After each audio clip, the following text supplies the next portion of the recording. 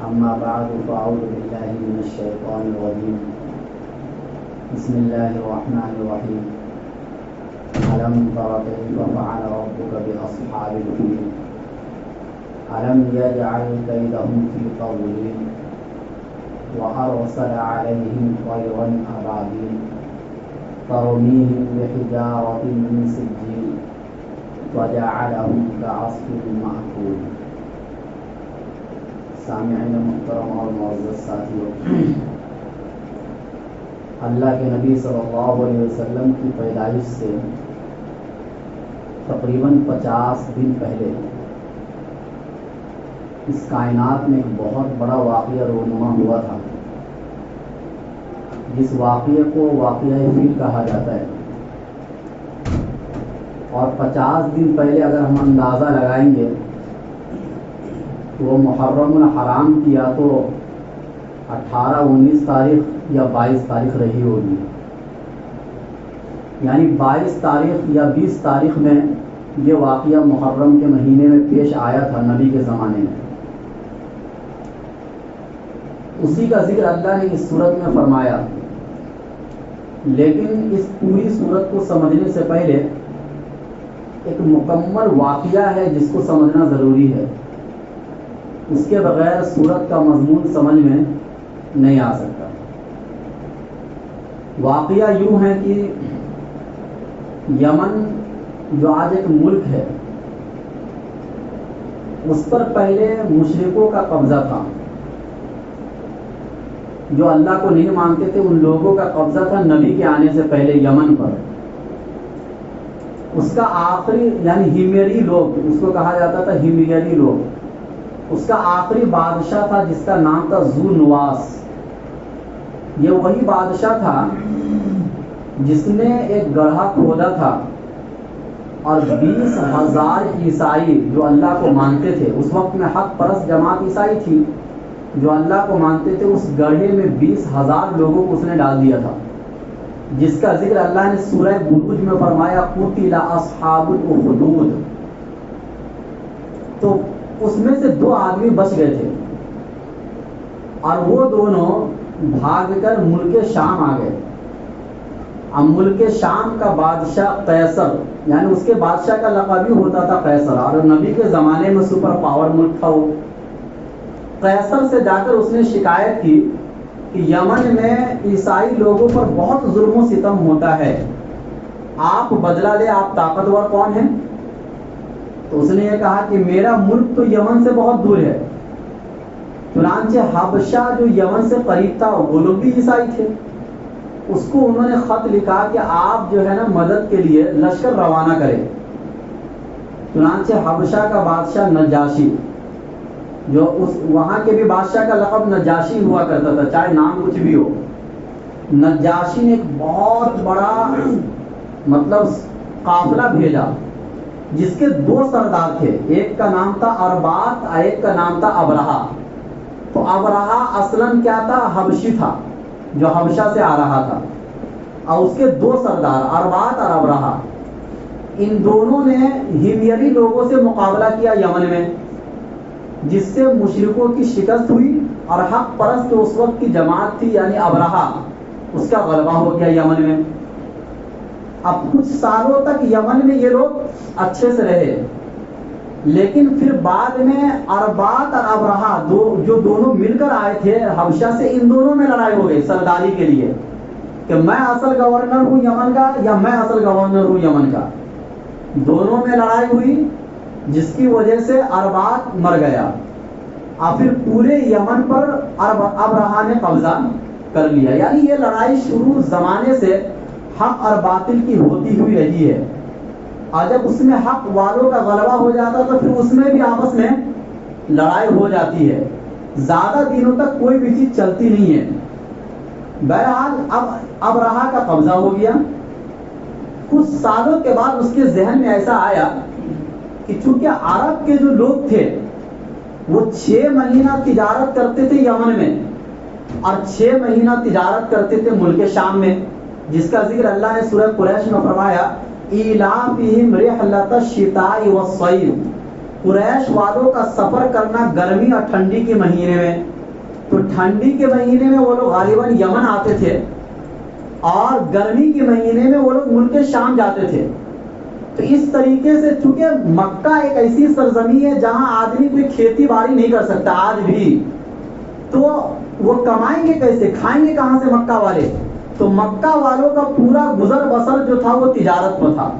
وہاں سے مال لاتے تھے، مکہ میں بیچتے تھے، اور مکہ کا مال لے کے جاتے تھے وہاں اور وہاں بیچتے تھے. تو یمن والوں سے اچھے خاصے تعلقات تھے عرب والوں کے، مکہ والوں کے. اور اس زمانے میں عالمی سینٹر تھا مکہ، اور آج بھی وہی ہے. عالمی معیشت کا مرکز ہر زمانے میں مکہ ہی رہا ہے، اگرچہ اس کو اجاگر نہیں کیا جاتا ہے. نبی کے زمانے میں جب پیٹرول اور ڈیزل کا زمانہ نہیں تھا تو ہر ایک کو مکہ کی ضرورت تھی، اور مکہ سے ہی ان کی تجارت بڑھتی تھی. اور آج بھی جب نقل و حرکت جہازوں کے ذریعے سے ہونے لگا تو آج بھی پیٹرول اور ڈیزل کے اصل مالک عرب کے لوگ ہی ہیں. تو ہر زمانے میں عرب والوں کو اللہ نے عالمی معیشت کا مرکز بنایا اور پوری دنیا ان کے محتاج رہے. اس زمانے میں بھی دور دراز لوگوں سے کعبہ آیا کرتے تھے طواف کرنے کے لیے، اور اس کی وجہ سے ان کی تجارت اور بڑھتی تھی. تو اب رہا کو یہ دیکھ کر دل میں دشمنی پیدا ہو گئی کہ کعبہ کو نعوذ باللہ گرا دینا چاہیے، اور اس کی جگہ پر یمن کا دارالسلطنت صنعا، آج بھی صنعا ہی ہے اور اس زمانے میں بھی صنعا ہی تھا وہاں کا دارالسلطنت، وہاں پر ایک کلیسا اس نے بنایا، گرجا گھر جس کو کہا جاتا ہے. اب بہت ہی عالیشان. اس کو ایسا لگا کہ کعبہ کی طرف لوگ اس لیے آتے جاتے ہیں کہ کعبہ دیکھنے میں اچھا لگتا ہے، حالانکہ ایسا نہیں ہے. کعبہ آج بھی کوئی ٹائلز سے بنا ہوا یا اچھے خوبصورت پتھر سے بنا ہوا در و دیوار نہیں ہے. آج بھی کالے پتھر سے بنا ہوا، نہ اس پر کوئی رنگ ہوتا ہے نہ اس پر کوئی کلر ہوتا ہے، بس اوپر سے ایک چادر اس پر اڑا دیا جاتا ہے، اس سے زیادہ کچھ نہیں ہے. تو کعبہ کی طرف جو ہم اور آپ جاتے ہیں، اس کی جو محبت اور عظمت ہمارے دلوں میں ہے، یہ اس کی خوبصورتی کی وجہ سے نہیں ہے، بلکہ کعبہ کی نسبت اللہ کی طرف ہے. اور اللہ نے یہ کہا کہ خاصتاً میرا گھر صرف کعبہ ہے، اور پوری دنیا میں جتنی مسجدیں جو ہیں وہ کعبہ کی شاخ ہے، چاہے وہ مسجد نبوی ہو اور چاہے وہ مسجد اقصی ہو، سب اسی ایک گھر کی شاخیں ہیں. اسی بنیاد پر ہمارا کعبہ سے پیار اور محبت ہے. ورنہ خوبصورتی کے اعتبار سے دنیا میں بڑی بڑی جگہیں ہیں، اگر جانا چاہے آدمی تو وہاں بھی جا سکتا ہے. بہرحال اس نے خوبصورت بنایا، گرجا گھر جو بنایا خوبصورت بنایا. کچھ دنوں تک بنانے کے بعد اس نے یہ اعلان کیا یمن میں کہ اب یمن کے لوگ حج کے مہینے میں مکہ نہیں جائیں گے، وہ اسی گرجا گھر کا طواف کریں گے. اور پتا چلا کہ کوئی مکہ گیا تو اس کو سزا دی جائے گی. اسی بیچ میں ایک واقعہ رونما ہوا کہ چونکہ قریش کے جو لوگ تھے، جو نبی کا گھرانہ تھا، خاندان، اگرچہ اس زمانے میں وہ لوگ بت پرست تھے، خود کعبہ میں 360 بت رکھے ہوئے تھے، لیکن کعبہ کی محبت اور عظمت ان کے دلوں میں سب سے زیادہ تھی.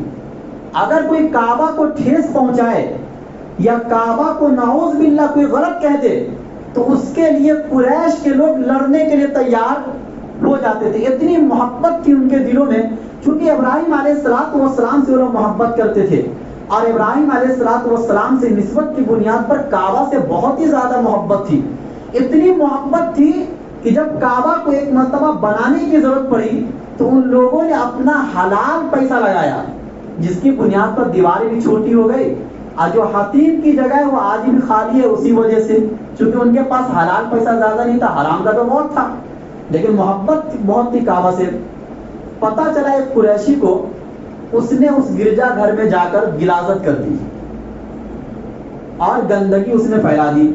بعض روایتوں میں آتا ہے کہ کسی نے آگ لگا دیا، لیکن حقیقت بات یہ کہ بہت سے مفسروں نے یہ بھی فرمایا ہے کہ چونکہ ابراہ کو ایک بہانہ چاہیے تھا کعبہ کو گرانے کا، تو اس نے خود ایسے لوگوں کو تیار کیا کہ تم گرجا گھر میں جا کر یہ حرکتیں کرو، جیسا کہ ہر زمانے میں ایسا ہوتا ہے کہ جو طاقتور لوگ تھے کمزوروں پر ظلم کرنے کے لیے وہ ایسی حرکتیں کرتے ہیں کہ کمزوروں میں سے ایک آدمی کو اٹھاتے ہیں، ان کو کچھ روپیے پیسے دیتے ہیں اور کہتے ہیں یہ حرکت کرو، اور اس کے بعد پھر ان کو موقع مل جاتا ہے کمزوروں کو ظلم و ستم کرنے کا۔ یہ ہر زمانے میں ہوتا ہوا رہا ہے، اور اس زمانے میں بھی غالباً یہی ہوا ہے کہ اس نے خود تیار کیا۔ بہرحال یہ کام تو ہو گیا۔ اب ابرہہ کو بہت غصہ آیا اور اس نے یہ ٹھان لیا کہ اب کعبہ کو نعوذ باللہ گرانا ہے۔ چنانچہ حبشہ کے بادشاہ کو اس نے خط لکھا کہ میرا ایسا ایسا ارادہ ہے۔ حبشہ کا بادشاہ جو تھا نجاشی، اس نے کچھ ہاتھی بھیجے، اور اس میں ایک سب سے بڑا ہاتھی کہا جاتا پوری دنیا میں اتنا بڑا ہاتھی نہیں تھا، جس کا نام تھا محمود۔ کہا یہ ہاتھی کا لشکر لے کے جاؤ کعبہ کو گرانے کے لیے۔ عربوں کے لیے ہاتھیوں کا مقابلہ یہ سب سے پہلا مقابلہ تھا، ورنہ عرب میں عام طور سے زیادہ تر اونٹ پائے جاتے تھے یا گھوڑے پائے جاتے تھے، یعنی مقابلہ کرنے کے لیے۔ ہاتھیوں کو پہلی مرتبہ ان لوگوں نے گویا دیکھا، اور ہاتھیوں سے لڑائی یا مقابلہ ان کا پہلا تجربہ تھا۔ چنانچہ جب وہ اتنا بڑا لشکر لے کر روانہ ہوا تو یمن میں بھی کچھ عرب کے لوگ بستے تھے، تو ایک آدمی تھا ذو نفر آدمی عرب کا، اس نے کچھ لوگوں کو لے کر آگے بڑھا اس کے مقابلے میں، لیکن شکست ہو گئی۔ اتنے بڑے فوج کا مقابلہ کیسے کر سکتا تھا وہ؟ کچھ اور آگے بڑھا تو قبیلہ خیثم کے لوگ نفیل بن حبیب کی سرداری میں آئے، اس کا مقابلہ کیے، وہ لوگ بھی ہار گئے، اور نفیل بن حبیب کو اس نے قید کر لیا۔ قید کرنے کے بعد اس کو قتل کرنا چاہا تو نفیل بن حبیب نے کہا کہ مجھے قتل مت کرو، میں تم کو راستہ بتاؤں گا کیسے جانا ہے کعبہ تک۔ اس کو چھوڑ دیا اور آگے بڑھا۔ جب طائف پہنچا تو طائف کا ایک قبیلہ بنو ثقیف، ان لوگوں نے دیکھ لیا تھا کہ اب اس سے مقابلہ ہمارے بس کی بات نہیں ہے، وہ پہلے آ کر گر گئے اس کے سامنے اور کہا کہ ہمیں مت چھیڑو، ہم نہ تم کو چھیڑیں گے، اور ہمارا جو سب سے بڑا بت ہے لات، اس کا نام تھا لات، اس کا قرآن میں بھی ذکر ہے لات و عزا، تو لات کو آپ مت چھیڑو، ہم تمہیں نہیں چھیڑیں گے، اور ہمارا جو سردار ہے ابو رغال، ہم اس کو تمہارے حوالے کر دیتے ہیں، یہ تمہاری اور بھی رہنمائی کرے گا۔ اس نے کہا ٹھیک ہے، ہمارا مقابلہ کوئی آپ لوگوں سے نہیں ہے، نہ مکہ والوں سے، ہمارا تو بس اتنا مقصد ہے کہ ہم کعبہ کو گرا دیں، لڑنے کے لیے ہم نہیں آئے ہیں۔ چنانچہ اور آگے بڑھا ہوا، ایک وادی آتی عرب میں مغمس یا مغمس، یہاں پر عرب والوں کا اونٹ چرا کرتا تھا، یہ ایسی وادی ہے، اس میں دادا عبد المطلب کے بھی 200 اونٹ چل رہے تھے۔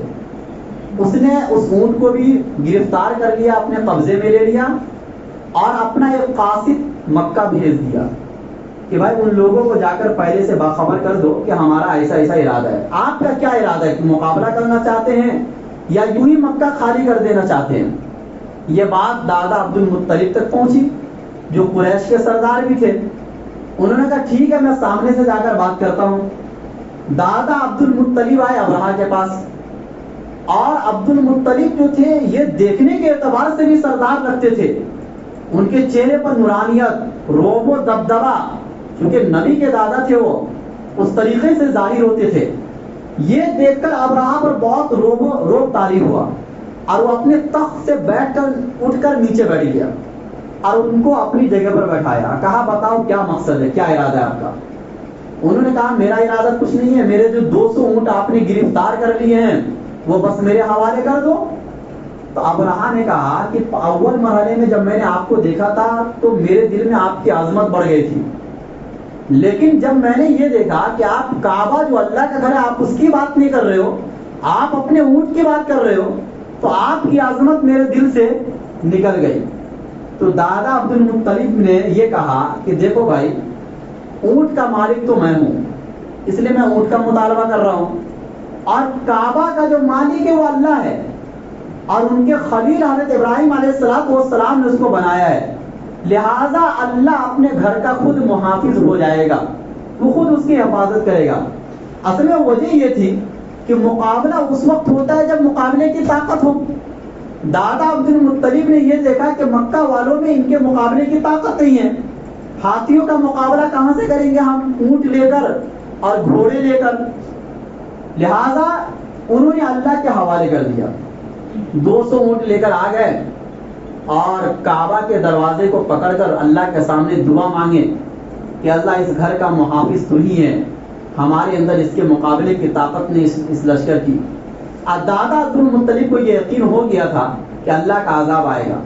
مکہ میں جتنے لوگ تھے سب کو یہ کہہ دیا کہ آپ الگ الگ پہاڑی پر جا کر ٹھہر جاؤ رات میں, اور صبح دیکھتے ہیں کیا واقعہ پیش آتا ہے.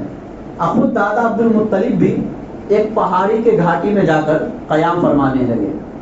جب یہ قافلہ ابرہہ کا پہنچتے پہنچتے وادی محصر تک آ گیا, جو میدان مزدلفہ اور میدان مینا کے بیچ میں وادی ہے, جس کو وادی محصر کہا جاتا ہے. آج بھی یہ وادی اسی نام سے اور اس جگہ کو گھیر دیا گیا ہے. جب یہ قافلہ وہاں پر پہنچا وادی محصر کے پاس, تو اب اس کا ارادہ یہ ہو گیا کہ اب یہاں سے کعبہ کو ڈھانے کے لیے صبح صبح نکلنا ہے. چنانچہ نفیل بن حبیب جو ایک قبیلے کا سردار تھا, وہ محمود ہاتھی کے کان میں جا کر اس نے یہ کہا کہ دیکھ تو بلد امین میں ہے, یعنی ایک امن والے شہر میں ہے, مکہ میں ہے, اور جس گھر کو تو ڈھانے جا رہا ہے وہ اللہ کا گھر ہے, اس لیے جہاں سے تو آیا ہے وہیں واپس ہو جا. چنانچہ اب اس ہاتھی کو اٹھا رہے, وہ لوگ اٹھنے کا نام نہیں. اس کو ملک شام کی طرف اٹھاتے تو اڑ جاتا ہے, یمن کی طرف اٹھاتے تو اڑ جاتا ہے, مشرق کی طرف اٹھاتے تو اڑ جاتا ہے, لیکن کعبہ کی طرف اٹھاتے تو وہ ہاتھی اٹھنے کا نام نہیں لیتا ہے. اسی بیچ میں اللہ کا عذاب رونما ہوا اور سمندر کی طرف سے کچھ پرندے جھنڈ کے جھنڈ اپنے پاس 3 کنکریاں, ایک چونچ میں اور 2 پنجوں میں, جس 3 کنکریاں وہ کبوتر سے چھوٹے اور لال کلر کے, کچھ ہرے کلر کے کہاں, اور ایسے پرندے جو اس سے پہلے کبھی بھی دیکھے نہیں گئے, اور بعض بلکہ اکثر مفسرین کے مطابق اس کے بعد بھی یہ پرندے دیکھے نہیں گئے. جو ابابیل ہم کہتے ہیں نا, ابابیل پرندہ, عربی کے اندر جو اس صورت کے اندر طیرن ابابیل کا لفظ استعمال ہوا, یہ اس پرندے کا نام نہیں ہے, بلکہ ابابیل عربی میں کہا جاتا ہے جھنڈ کے جھنڈ, یعنی ایک ساتھ جو پرندے آتے عربی میں اس کو ابابیل کہا جاتا ہے, چاہے کوئی بھی پرندہ ہو. تو آج جس کا نام ابابیل ہے وہ حقیقت میں وہ پرندہ نہیں تھا جو عذاب کے لیے آیا تھا. وہاں پر تو نام ہے جھنڈ کے جھنڈ, اللہ نے پرندے کو بھیجے, اور اس پرندے کے چونچ میں جو پتھر اور چھوٹے چھوٹے جو دانے تھے چنے کے برابر تھے, وہ جب وہ گرتے تھے, اب بعض روایتوں میں آیا تھا کہ اس پر نام بھی لکھا ہوتا تھا کہ یہ کس پر گرے گا, اور جس پر گرتا تھا سر میں جب داخل ہوتا تھا تو سرین کے ذریعے سے یا پیر کے ذریعے سے وہ باہر آتا تھا. اور اللہ نے خود فرمایا فَجَعَلَهُمْ كَعَصْفٍ مَّأْكُولٍ, یعنی ایک جانور جو گھاس کھاتا ہے, اور گھاس کھانے کے بعد اس کو جو اگل دیتا ہے اس کی حالت کیسی ہوتی ہے, اس طریقے سے ان لوگوں کی حالت ہوئی. اس میں سے کچھ کی یہ حالت ہوئی, کچھ یمن کی طرف بھاگے, اور ابرہہ جو تھا وہ گلتا چلا گیا. اللہ اس کو سخت سزا دینا چاہ رہے تھے, اسی حالت میں اس کو یمن لایا گیا, اور یمن آتے آتے ایک دم چھوٹا سا وہ بن گیا, اور اسی حالت میں وہ دنیا سے چلا گیا. اس طریقے سے اللہ تعالیٰ نے کعبۃ اللہ کو بچایا. یہاں پر رک کر چند باتیں سمجھنا ہے کہ یہ تو اس سورت کا اصل مضمون ہوا, اور اللہ تعالیٰ نے فرمایا الم تر کیف فعل ربک باصحاب الفیل, اے پیغمبر کیا آپ نے نہیں دیکھا کہ ہم نے ہاتھی والوں کے ساتھ کیسا معاملہ کیا. یہ سورت اس وقت اتر رہی ہے جب اللہ کے نبی صلی اللہ علیہ وسلم پر ظلم و ستم کے پہاڑ توڑے جا رہے ہیں. اور کون توڑ رہے ہیں؟ یہی مکہ والے جن کی حفاظت کے لیے کعبہ کو, جن کے لیے اللہ تعالیٰ نے کعبہ کو بچایا تھا. آج وہی لوگ اللہ کے نبی صلی اللہ علیہ وسلم پر ظلم و ستم کے پہاڑ توڑ رہے ہیں.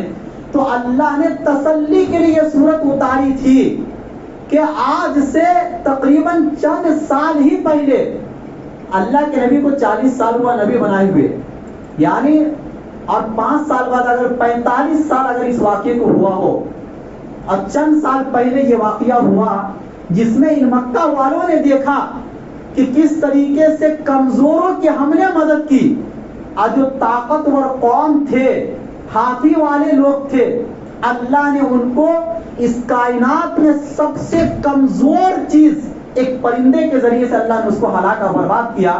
تو اے پیغمبر، کیا آج یہ آپ پر ظلم و ستم کر رہے ہیں تو کیا میں ان کو ہلاک و برباد نہیں کر سکتا؟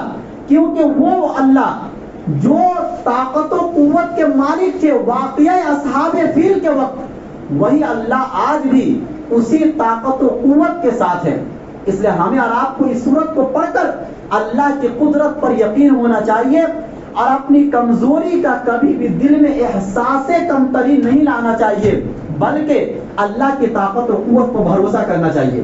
لیکن یہاں پر رک کر ایک بات یہ سمجھنا ہے کہ اللہ کی اس طریقے کی مدد کب آتی ہے. آج بھی مسلمانوں کو بہت ظلم و ستم ہوتے ہیں. ہماری زبانوں پر بار بار یہ بات آتی ہے کہ آخر اس طریقے کے واقعات جو پہلے زمانے میں ہوئے اور جس کا ذکر اللہ نے قرآن میں بہت سی جگہوں پر فرمایا، یہ آج کیوں نہیں ہوتا ہے. اس کا جواب یہ ہے کہ ایک ہے اللہ کی قدرت اور ایک ہے اللہ کی سنت. اللہ کی قدرت عام طور سے اس وقت ظاہر ہوتی ہے جب حق پرست لوگوں میں سامنے والوں سے مقابلہ کرنے کی طاقت نہیں ہوتی ہے. جیسا کہ موسیٰ علیہ السلام کی قوم کو فرعون اور فرعونیوں سے مقابلہ کرنے کی طاقت نہیں تھی، تو اللہ نے اس موقع پر اپنی قدرت کا اظہار کیا کچھ سالوں صبر کرنے کے بعد. یہ ذہن میں رکھیے، کچھ سالوں صبر کرنے کے بعد. اسی طریقے سے واقعہ اصحاب فیل کے وقت جب ان مکہ والوں میں ان ہاتھی والوں کا مقابلہ کرنے کی طاقت اور جرأت ان میں نہیں تھی، تو اللہ تعالیٰ نے یہاں پر بھی اپنی قدرت کا مظاہرہ کیا. اسی طریقے سے مکہ کے 13 سال اللہ کے نبی صلی اللہ علیہ وسلم اور آپ کے صحابہ میں ان مکہ والوں کے ساتھ مقابلہ کرنے کی طاقت نہیں تھی، تو اس موقع پر بھی وقتاً فوقتاً اللہ نے اپنی قدرت کا اظہار کیا. ورنہ وہ چاہتے تو تمام صحابہ کو قتل کر دیتے، لیکن اللہ نے اپنی قدرت کا اظہار کیا اور بچایا. لیکن جب یہی صحابہ کرام اور اللہ کے نبی صلی اللہ علیہ وسلم مدینے میں آئے اور مسلمانوں کو ایک طاقت حاصل ہو گئی، ایک قوت حاصل ہو گئی مکہ والوں سے مقابلہ کرنے کے لیے، تو اب اللہ تعالیٰ نے یہ کہا کہ اب یہاں پر میری سنت ظاہر ہوگی. اب میری سنت یہ ہے کہ جب تم مقابلے کے لیے نکلو گے، کچھ اپنی محنت کا مظاہرہ کرو گے اور مجھ سے محبت کے کچھ وفاداری دکھلاؤ گے، تب جا کے میری مدد اترے گی. جیسا کہ غزوہ بدر میں ہوا. بھائی غزوہ بدر میں بھی تو ایسا ہو سکتا تھا نا کہ جو قافلہ اللہ کے نبی کے مقابلے پر آ رہا تھا، اللہ یہ کہتے اپنے نبی سے آپ کو نکلنے کی کوئی ضرورت نہیں ہے، میں کچھ پرندوں کو بھیج دیتا ہوں اور وہ اس کا مقابلہ کر لیں گے. لیکن ایسا نہیں ہوا. اس کے بعد جتنی بھی اللہ کی مدد آئی اللہ کے نبی کے ساتھ، وہ تمام کے تمام نکلنے کے بعد آئی ہے. وہ تمام کے تمام، کیونکہ اب مسلمانوں میں طاقت و قوت کی صلاحیت پیدا ہو گئی تھی. اسی لیے آج کے زمانے میں بھی ہمیں دیکھنا چاہیے کہ اگر آپ یہ کہتے ہو کہ اللہ کی مدد آنی چاہیے تو آپ اپنے اندر تھوڑا جھانکیں. اگر آپ کے اندر صحیح معنوں میں مقابلے کی طاقت نہیں ہے، پھر تو اللہ کی مدد آئے گی اور ضرور آئے گی انشاءاللہ. لیکن اگر آپ میں صحیح میں طاقت ہے پھر بھی بزدل بنے بیٹھے ہیں، تو پھر اللہ کی قدرت اس طریقے سے ظاہر نہیں ہوتی ہے. یہ قرآن اور حدیث کا سبق ہے. دوسری چیز یہ سمجھنا ہے اس صورت کے پس منظر میں کہ اللہ نے کیا کہا، ان الانسان لفی خسر، تمام کے تمام انسان خسارے میں ہے. اس سورت کے بعد ایک سورت اللہ نے اتاری ویل لکل ہمزۃ لمزہ، اور دوسری سورت اللہ نے اتاری الب ترا. پہلی سورت کا مضمون کہ دو طریقے کے لوگ خسارے میں پڑتے ہیں، نقصان میں پڑتے ہیں. ایک قسم وہ لوگ ہیں جن کے پاس مال و دولت بہت آ جاتا ہے. اللہ نے سورہ ہمزہ میں یہی بتایا ہے، اور وہ مال کو جمع کر کر کے رکھتے ہیں، گن کر رکھتے ہیں، حتیٰ کہ اس کے موت کا وقت آ جاتا ہے. اور جس کے پاس مال و دولت جب زیادہ آ جاتا ہے تو عام طور سے اپنے سے غریب لوگوں میں وہ عیب نکالنے کی کوشش کرتے ہیں तानो तशनी, अपनी पुरानी हालत को भूल जाते हैं, और जो उससे कमतर लोग और एक जमाने में उसके बराबर के लोग थे, वो लोग उनमें तानो तशनी, और कैसा कपड़ा पहनते हैं, इनका गुजर बसर कैसा है, हम तो बहुत अच्छे लोग हैं, इस तरीके की बातें आती, जिसको अल्लाह ने कहा वैलुल लिकुल्लि हुमज़तिल लुमज़ा, खराबी और बर्बादी हर उस शख्स के लिए जो ताना निकालते हैं और जो ऐब जो बयान करते हैं। और आगे अल्लाह ने उसकी माल का जिक्र किया। ये कब होता है? माल के आने के बाद अल्लाह ने यह फरमाया इन्नल इंसान लफी खुस्र, वो नुकसान उठाने वाले लोगों में एक तो ये मालदार है जो अपनी पुरानी हालत को भूल जाता है और अपने से कमतर लोगों में ऐब निकालने की कोशिश करता है, सिर्फ और सिर्फ अपने माल की बुनियाद पर। और दूसरा अलम तरा में ये बताया कि खसारे वाले वो लोग भी हैं कि पहले तो वो भी खुद गरीब होते हैं, लेकिन अल्लाह जब सल्तनत देता है, हुकूमत देता है, तो वो इतने अंधे हो जाते हैं कि अल्लाह का घर क्या है उसको भी तोड़ने के लिए वो निकल जाते हैं। फिर हक परस्त लोग और जो सच्चे और वफादार लोग हैं उन पर भी वो जुल्म और सितम करने लग जाते हैं। ये कब होता है? हुकूमत के नशे में होता है। अल्लाह ने सूरह हुमज़ा में फरमाया कि माल के नशे में चूर होकर जो ऐसी हरकतें करेगा उसकी सजा आखिरत में सख्त है। लयुम्बज़न्न फिल हुतमा, उसको हुतमा में डाला जाएगा। और जो सल्तनत और हुकूमत के नशे में आकर कमजोरों पर जुल्म सितम करते हैं उसकी सजा अल्लाह इसी दुनिया में देते हैं। कहाँ देते हैं? अलम तरा कैफ फ़अल, हमें यह बता रहा है कि उसकी सजा और उसको इबरत का निशान अल्लाह इसी दुनिया में बनाते हैं। और आप अगर तारीख पर गौर करोगे, अल्लाह के नबी से लेकर आज तक की जो तारीख है और जो उलमा ने लिखी है, उसमें हर जमाने में आपको यही नजर आएगा कि हर जमाने में जब मुसलमानों पर या जो भी हक परस्त कौम थी उन पर जुल्म सितम हुआ तो एक वक्त में अल्लाह ने उन जालिम को इबरत का निशान बनाया है। बहरहाल हमें इन सूरतों से यह सबक मिलता है कि कभी भी अपनी जुबान पर नाशुक्री के अल्फाज और अल्लाह ताला से मायूसी कभी भी अपने दिल में नहीं लाना चाहिए। एक अल्लाह वाले के दिल में, ईमान वालों के दिलों में ये यकीन पुख्ता होना चाहिए कि हमारे ऊपर जो जुल्म सितम होता है ये बतौर आजमाइश होता है या बतौर तरबियत होता है। दो चीजें, या तो बतौर आजमाइश होता है या तो अगले हालात के लिए बतौर तरबियत होती है। आपको तैयार किया जाता है अगले हालात के लिए कि ताकि आप पहले से इन जुल्म सितम को सह कर आप तैयार हो जाओ, ताकि आपको आगे चलकर जो बहुत बड़ी नेमत मिलने वाली है वो नेमत देखकर फिर से तुम अल्लाह के नाशुक्रे न बन जाओ। अल्लाह हम सबको कहने सुनने से ज्यादा अमल करने की तौफीक नसीब करे।